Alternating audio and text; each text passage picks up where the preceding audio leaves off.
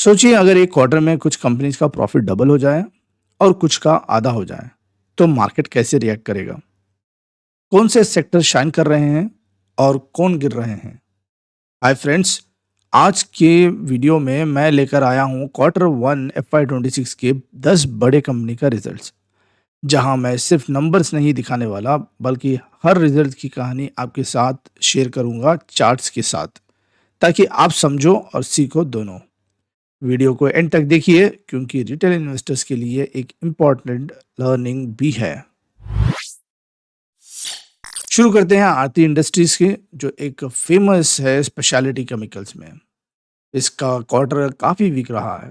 Company का revenue 1676 crore पर आ गया है, जो पिछले साल के कंपैरिजन में लगभग 10% नीचे है। प्रॉफिटेबिलिटी पे और बड़ा इम्पैक्ट पड़ा। एबिटा 30% गिर गया और नेट प्रॉफिट सिर्फ 43 करोड़ रहा, जो कि 69% की गिरावट है। ईपीएस भी गिरकर 1.19 पर शेयर पर आ गया है। ये रिजल्ट क्लियरली दिखाता है कि ग्लोबल केमिकल डिमांड अभी वीक है और रॉ मटेरियल कॉस्ट का प्रेशर्स मार्जिन को कंप्रेस कर रहा है। कंपनी एक टिपिकल केमिकल साइकिल के स्लो फेस में है, जहां पेशेंस है सबसे बड़ा की। दूसरी तरफ एनर्जी सेक्टर में जेएसडब्ल्यू एनर्जी ने एक जबरदस्त क्वार्टर दिया है। कंपनी का रेवेन्यू 5143 करोड़ तक पहुंच गया, जो 79% का जंप है, और एबिटा भी लगभग डबल होके 3000 करोड़ के आसपास आ गया है, जो नेट प्रॉफिट 743 करोड़ तक पहुंच गया है, जो 42% की ग्रोथ है। ये ग्रोथ थर्मल और रिन्यूएबल दोनों बिजनेस के एक्सपेंशन और हाई पावर डिमांड की वजह से आई है। ये रिजल्ट बताता है कि इंडिया की ग्रीन एनर्जी और पावर स्टोरी अभी भी फुल स्विंग में है। अगर आपको इस कंपनी का डीप डाइव एनालिसिस देखना चाहते हैं, तो लिंक डिस्क्रिप्शन में दिया है और ऊपर आई बटन को भी क्लिक करके देख सकते हो। Premium motorcycle brand royal Enfield का मालिक यानी आइशर मोटर का परफॉर्मेंस इस क्वार्टर में काफ़ी स्टेबल रहा।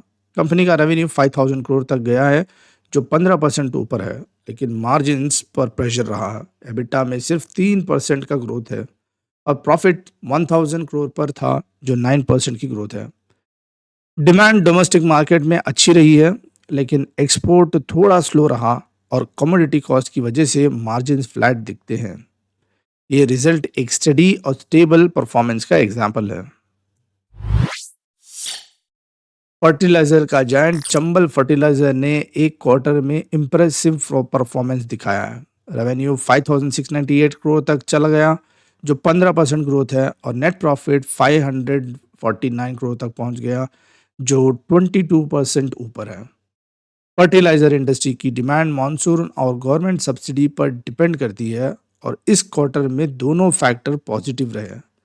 ये रिजल्ट दिखाता है कि एग्रीकल्चर और फर्टिलाइजर सेक्टर का साइकिल सही ट्रैक पर है, और चंबल ने अपना ऑपरेशनल एफिशिएंसी मेंटेन करके इसका फायदा उठाया है।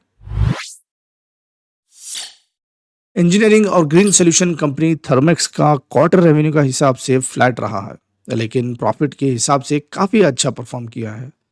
रेवेन्यू थोड़ा 2% नीचे गया, जो कि 2000 करोड़ के आसपास, लेकिन एबिटा 60% जंप करके 225 करोड़ हो गया है, और नेट प्रॉफिट 151 करोड़ रहा, जो 38% का ग्रोथ है। कंपनी ने कॉस्ट ऑप्टिमाइजेशन और प्रोजेक्ट एग्जीक्यूशन में इम्प्रूवमेंट करके अपना काफ़ी बेटर किया है। ये दिखाता है कि कभी कभी रेवेन्यू फ्लैट होने के बावजूद प्रॉफिट काफ़ी इम्प्रूव हो सकते हैं, अगर ऑपरेशन एफिशिएंटली मैनेज किया जाए।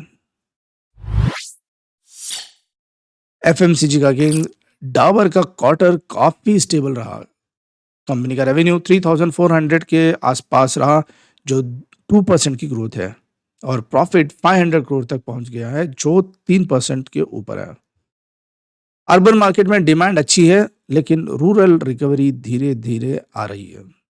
हेल्थ केयर और फूड सेगमेंट ने इस क्वार्टर में अच्छा सपोर्ट दिया है, और मार्केटिंग स्पेंड्स के बावजूद कंपनी ने मार्जिन सस्टेन की रखा है।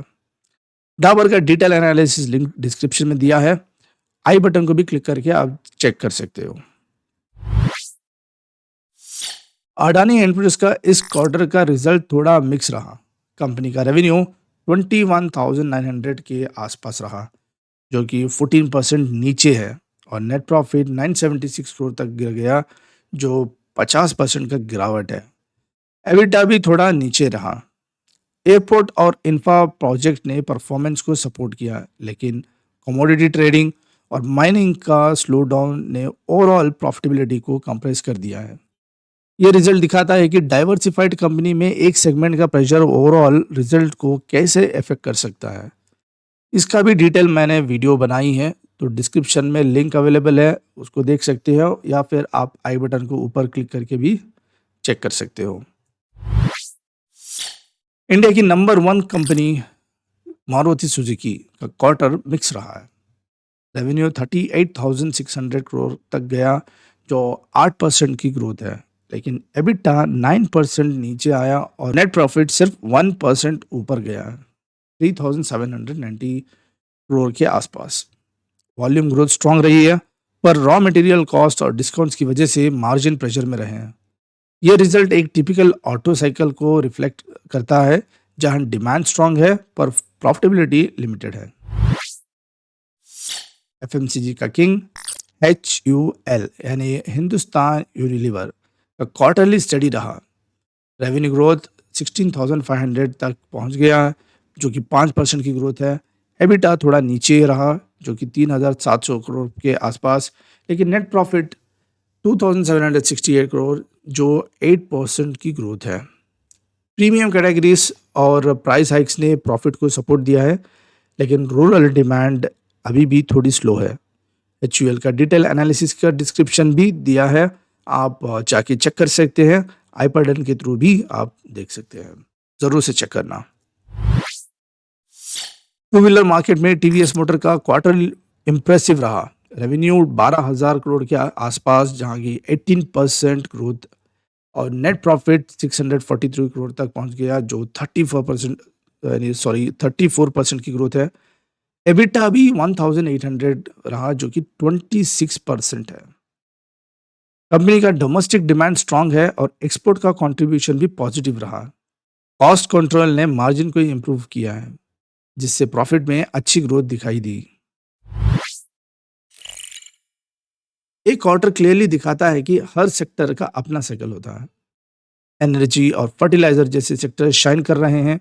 एफएमसीजी और ऑटो स्टेबल हैं, लेकिन ग्रोथ नहीं दिख रही है, और केमिकल सेक्टर अभी भी स्ट्रगल कर रहा है। ईपीएस और मार्जिन का ट्रेंड समझना बहुत ज़रूरी है, क्योंकि वही लॉन्ग टर्म वैल्यू क्रिएट करते हैं।